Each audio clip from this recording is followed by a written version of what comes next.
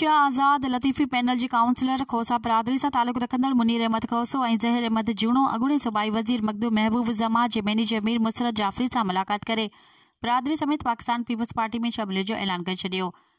हिन मौक़े ते मुनीर अहमद खोसो जो चवणु हो त मखदूम जमील ज़मा ऐं मखदूम महबूब ज़मा जे कयल ख़िदमतुनि मां मुतासिर थी पीपल्स पार्टी में शमूलियत कई आहे ऐं वचन था कयूं त वॾी इलेक्शन में मखदूम साहिबान खे विछा में वॾी अक्सरियत सां कामयाब कराईंदासीं। जहिड़े त मीर मुसरत जाफ़री मुनीर अहमद खोसो ऐं ज़हीर अहमद जूणो खे पीपल्स पार्टी में शमूलियत ते वेलकम कयो।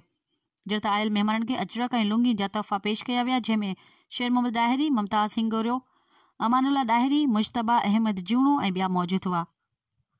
मज़ीद ख़बरनि ऐं तफ़सीलात लाइ विज़िट कयो असांजी वेबसाइट www.awamiNewsHD.com ऐं ॾिसंदा रहो अवामी न्यूज़ HD।